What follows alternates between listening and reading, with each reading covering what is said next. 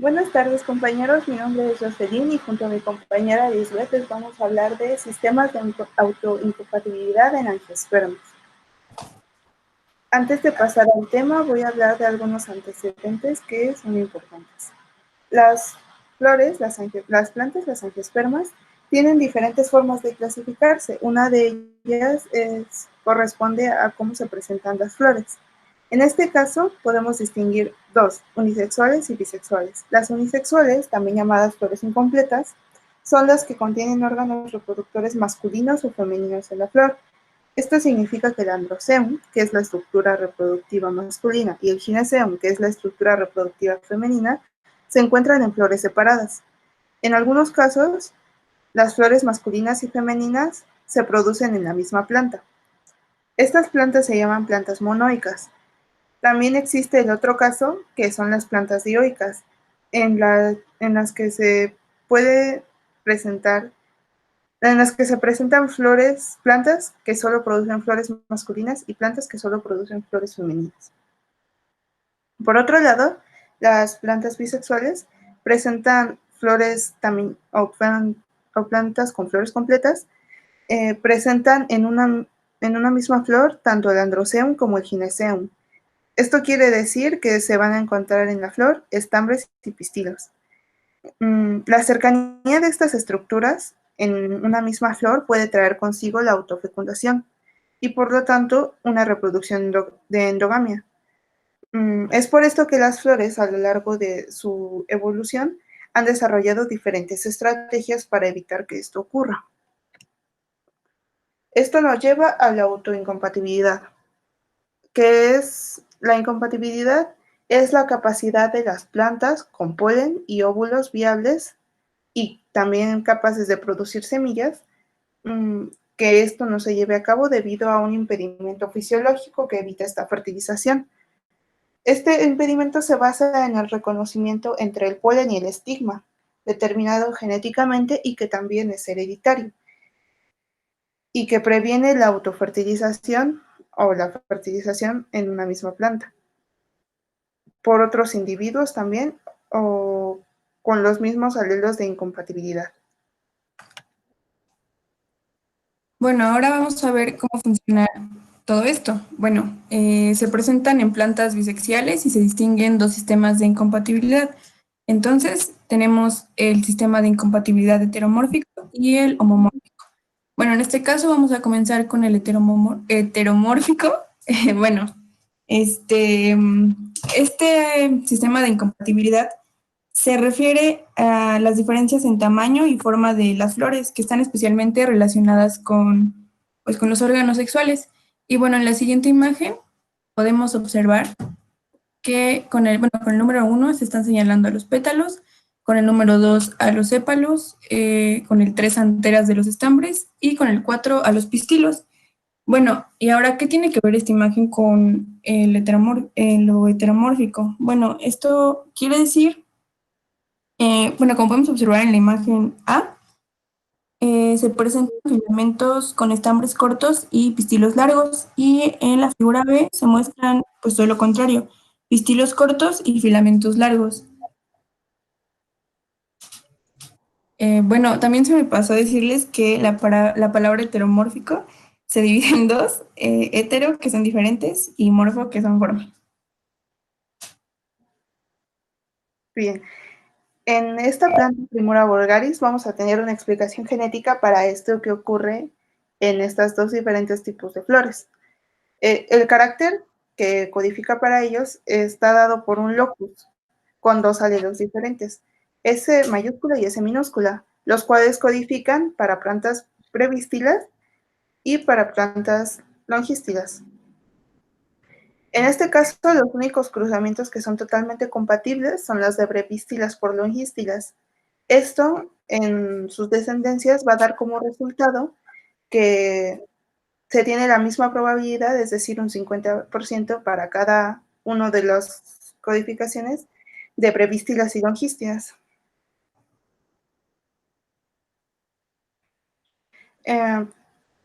También está el sistema homomórfico. Se basa en diferencias genéticas en la constitución genotípica de la planta. Especialmente se reconocen en el genotipo del gametofito y del esporofito.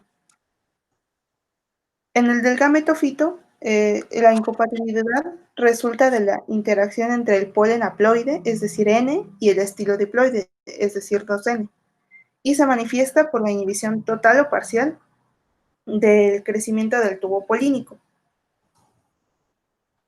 También en la planta anterior que vimos, se me pasó decirle, que se puede presentar otro tipo de incompatibilidad y esta se da en el polen. El polen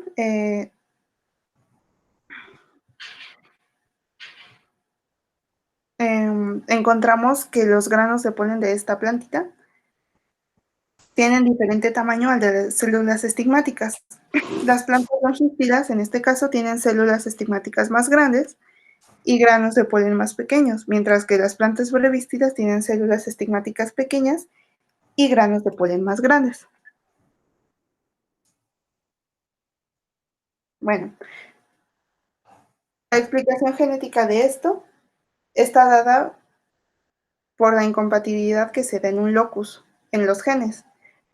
Cabe recalcar que un locus es un sitio específico dentro de un cromosoma donde está localizado un gen con sus respectivas copias alélicas. Bien, en el caso de este locus, también llamado locus de incompatibilidad, está caracterizado porque tiene diferentes formas alélicas, lo que va a dar como resultado que si el grano de polen y el estilo portan la misma versión de un alelo, el polen no germinará o su crecimiento se verá interrumpido en algún momento antes de poder juntarse con el óvulo.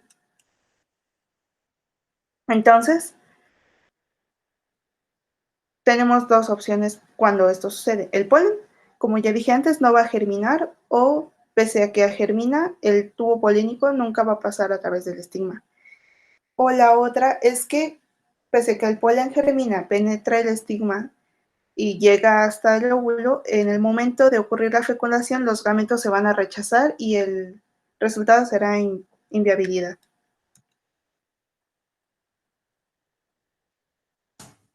Ok, entonces finalmente podemos decir que los alelos de incompatibilidad del estilo no exhiben dominancia ni cualquier otra forma de interacción interalélica. Por lo tanto, existe una independencia completa de acción en el estilo diploide. Y bueno, en el sistema gametofítico hay tres tipos de polinización. Vamos a comenzar por la incompatibilidad completa. Esta ocurre entre plantas con igual genotipo de incompatibilidad. Aquí se incluye la autopolinización. En la incompatibilidad completa es cuando hay dos alelos en común. Por ejemplo, en la imagen tenemos alelo S1 y S2 masculino y femenino. Por lo tanto, tenemos que es 100% incompatible. En el segundo es cuando la mitad del polen es compatible, es decir, cuando las plantas tienen un alelo de incompatibilidad en común. Pues en la imagen podemos ver S1, S2 y S1 y S3, y al combinarse pues nos da que es solamente 50% incompatible.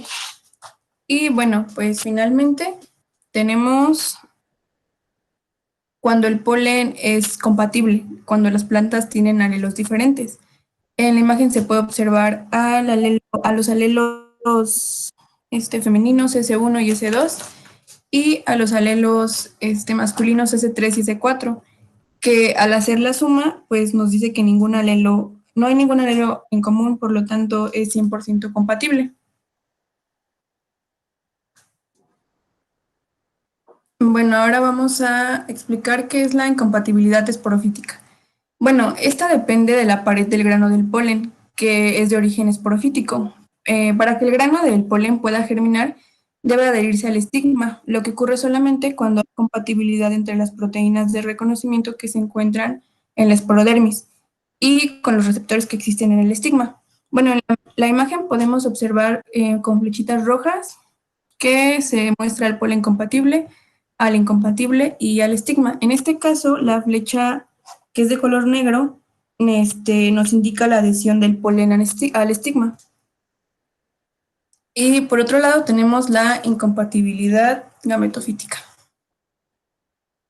Y bueno, esta depende de la constitución genética del gametofito masculino. El polen puede germinar, pero el crecimiento del tubo polínico es detenido después de su penetración en el estilo. Bueno, cabe resaltar que esta está ligada a la presencia de enzimas que son expresadas por el pistilo y que son codificadas por los genes. Algunas características de esta incompatibilidad es que en la mayoría de los casos está gobernada por un locus con series que tiene series alélicas múltiples. El número de los alelos puede ser considerablemente alto y los alelos varían en su fuerza para conferir la incompatibilidad. Es decir, puede existir una incompatibilidad completa y algunos admiten la fertilización ocasional, siendo estos influenciados por el ambiente. Y bueno, esto nos da como resultado una fecundación cruzada forzosa. Bueno, pues esto es necesario para las especies que tienen órganos sexuales masculinos y femeninos en individuos separados. Y bueno, pues finalmente nos gustaría agregar que las ventajas de la alogamia pues radican en la producción de nuevas combinaciones genéticas en las poblaciones y esto nos asegura la variabilidad de las especies y pues esto trae como consecuencia la posibilidad de sobrevivir a los cambios del medio ambiente.